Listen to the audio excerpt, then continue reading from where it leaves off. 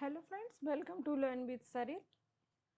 Let's understand what is the binary fission. Explain with diagram. Give two example. Binary fission क्या है उसको diagram के साथ explain करना है और दो एग्जाम्पल बताने हैं. So let's begin with the answer. Binary fission, पहले हम मतलब समझेंगे कि बाइनरी फिजन का मतलब क्या होता है. Binary means two, fission means होता है ब्रेक. ठीक है, मतलब किसी एक चीज का दो पार्ट में डिवाइड होना क्या कहलाता है? Binary fission. इसकी डेफिनेशन क्या होगी? Binary fission is a type of asexual reproduction. Means asexual reproduction का मतलब होता है जिसमें एक पेरेंट इन्वॉल्व हो. सेक्सुअल रिप्रोडक्शन का मीन्स होता है जिसमें टू पेरेंट इन्वॉल्व होते हैं. ठीक है, in which a single parent cell divides into two identical daughter cells. एक सिंगल पेरेंट सेल डिवाइड होती है टू आइडेंटिकल डॉटर सेल्स में. ठीक है, अब इसको डायग्राम से समझते हैं. Firstly I have taken the example of amoeba. ठीक है, अमीबा का एग्जांपल लिया है मैंने. ये क्या है? अमीबा. अमीबा किसी भी शेप में हो सकता है, ऐसा नहीं है. ये ऐसे ऐसे ऐसे आप कैसे भी बना सकते हैं. ये है न्यूक्लियस, माने सेल का कंट्रोल सिस्टम बोल सकते हैं न्यूक्लियस. ठीक है, ये है न्यूक्लियस. और जो इसमें ये फिल है ग्रीन, लाइट ग्रीन कलर का दिख रहा है, ये है साइटोप्लाज्म. ये इसको हम बोलेंगे पेरेंट सेल.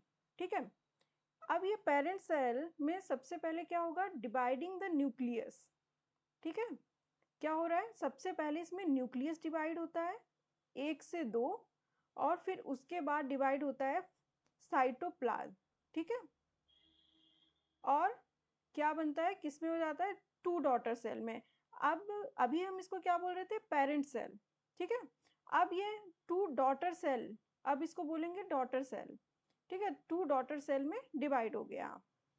ठीक है, अब इसको इस तरह समझते हैं, अगर अब ये एक अमीबा, ठीक है, अब ये डॉटर सेल है, अब ये एक अमीबा अगर डिवाइड होगा, पहले न्यूक्लियस और फिर उसके बाद साइटोप्लाज्म, फिर हम इस डॉटर सेल को बोलेंगे क्या?